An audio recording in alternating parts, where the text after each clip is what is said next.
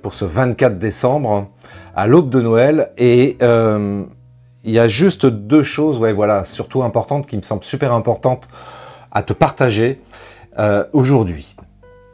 Et la première chose que je te propose, c'est d'essayer de vivre ce moment très particulier, et puis éventuellement de faire ça tout au long de l'année, bien sûr, même si c'est pas forcément évident, mais ça vaut le coup d'essayer de vivre, en tous les cas, là, pour s'entraîner, et en profiter du moment pour s'entraîner à ressentir de l'amour. Voilà, ressentir de l'amour. Alors, quand je dis ça, je sais qu'il y a des gens qui peuvent mal interpréter le truc. Alors, qu'on s'entende bien sur la définition, et en tous les cas sur ma définition de l'amour. Ma définition par rapport à ça, l'amour pour moi, c'est par exemple, toi, exprimer de la gentillesse par rapport à soi, par rapport aux autres. Ressentir également de la bienveillance par rapport à soi et par rapport aux autres. Tu vois ? Et puis aussi de l'empathie. De l'empathie par rapport aux autres et par rapport à soi aussi. Pour moi, c'est ça, tu vois, par exemple, l'amour. C'est juste ça. Et à partir du moment où tu ressens ces émotions-là, eh bien oui, tu es dans l'amour. Et quand tu es dans l'amour, c'est magique parce que là, tu vas, comment dirais-je, mieux gérer tes peurs. Eh oui, quand tu ressens par exemple de l'empathie par rapport à toi, bah, la peur disparaît, tu vois. Alors elle est quelque part évidemment parce que l'émotion est une peur qui est importante, hein. Elle a sa raison d'être aussi, il ne s'agit pas de la faire disparaître réellement, il s'agit juste de pouvoir la dompter, de mieux la gérer cette peur-là. Et pour pouvoir la dompter et la gérer, eh bien l'amour. L'amour est une émotion extrêmement puissante qui vaincra la peur, et la peur sera au service de l'amour. Tu vois, c'est juste ça en fait. Pas faire disparaître la peur, pardon, non, surtout pas l'amour, ça c'est clair, mais pas faire disparaître la peur, mais juste la mettre au service de l'amour. Et donc de soi en fait, en d'autres termes. Et c'est ça qui va te permettre de t'aider et de pouvoir comme ça mieux gérer en fait tes émotions. Donc ça, c'est le premier truc.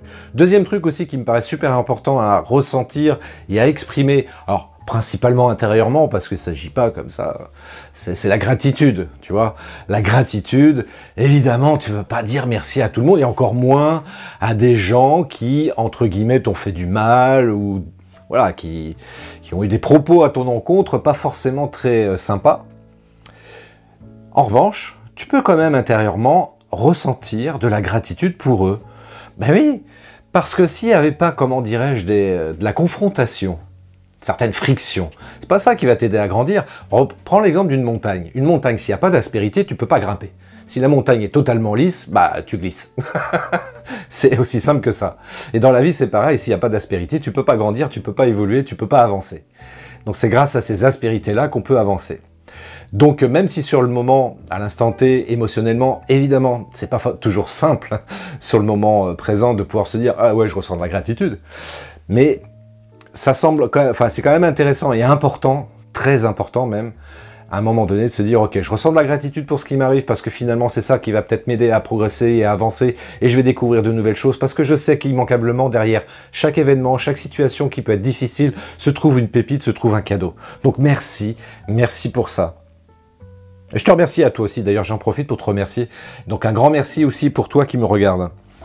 Et puis, autre chose aussi, en cette période de réveillon, ce 24 décembre, j'ai une pensée aussi très particulière pour les personnes qui sont démunies, qui vont passer un réveillon peut-être seules, ou avec pas grand-chose en tous les cas pour fêter cette soirée. Ouais, j'ai une pensée particulière pour elles. Parce que je sais que en ce moment, c'est très compliqué pour beaucoup de personnes. Il faut en avoir vraiment conscience de ça. Donc, ayons une pensée pour ces personnes-là qui sont démunies, qui sont peut-être seules ce soir. Et ayons une pensée également pour toutes les personnes qui sont parties cette année. Peut-être que dans ton entourage, il y a des personnes proches qui sont malheureusement parties. Donc, ayons également une pensée pour ces personnes-là.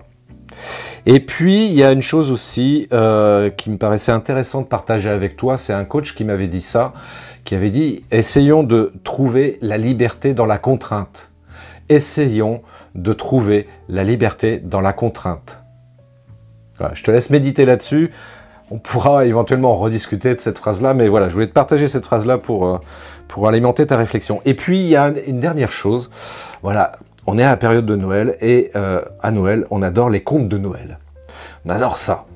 Et j'ai envie de te partager un conte très inspirant. Donc, je l'ai là sous les yeux, donc je vais te le lire. Ce matin, le monde entier s'est arrêté. Et vous savez pourquoi? Parce qu'un réservoir était vide. Je m'apprêtais à partir travailler quand j'ai remarqué que mon fils était debout dans la salle de bain en train de s'essuyer le visage. J'ai fait une pause et je lui ai demandé s'il allait bien. Il a levé les yeux avec des larmes qui coulaient silencieusement et a secoué la tête. Quand je lui ai demandé si quelque chose était arrivé, il a encore secoué la tête. Alors je me suis assis sur le côté de la baignoire et je l'ai tiré sur mes genoux. Je lui ai dit que, parfois, nos réservoirs de cœur se sentent vides et qu'ils ont besoin d'être remplis. Il a pleuré dans ma poitrine et je l'ai enlacé. Je lui ai demandé s'il pouvait sentir mon amour le remplir. Il a fait un oui de la tête et les larmes se sont arrêtées. J'ai attendu 1 minute. Est-ce que mon amour a déjà atteint tes orteils? Il a fait non de la tête. Ok, nous prendrons le temps que tu as besoin.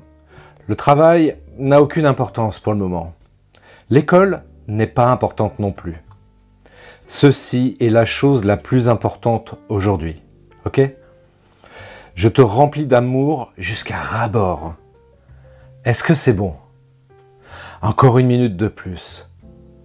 Ton cœur est rempli d'amour maintenant? Ouais. Je vois briller tes yeux et tu souris. Vous tous, vous n'avez peut-être pas 8 ans, vous avez peut-être 28, 38, 48 ans, peu importe. Mais nous sommes parfois tous vides en dedans. Son week-end était si chargé et si plein et sa petite âme était juste sèche. Nous devons tous faire une pause et prendre un moment pour nous remplir de bonnes choses. Écrire, profiter d'un rayon de soleil, écouter une chanson, rire, voir des amis, se faire des câlins. Prenez un moment pour remplir votre réservoir. C'est la partie la plus importante de votre journée. Prendre le temps de prendre le temps. Voilà, je voulais te partager ça, j'espère que ça t'a inspiré, que ça a provoqué une émotion en toi, mais en tous les cas, moi, je sais que c'est une histoire que je trouve magnifique. Prendre le temps de prendre le temps, et voilà, et parfois, effectivement, on peut avoir des moments où on a l'impression que notre réservoir d'amour est vide, et voilà, en prenant le temps pour soi, permettre de le remplir un petit peu. Voilà, donc c'est important de remplir son réservoir d'amour en faisant quelques actions comme lire, écrire, voir des gens qu'on aime, etc., quoi. Donc, écoute, sur ces bonnes paroles, on va partir réveillonner, faire la fête, s'amuser, prendre le temps justement, et pour l'occasion, je vais mettre mon petit chapeau, mon petit chapeau de Noël.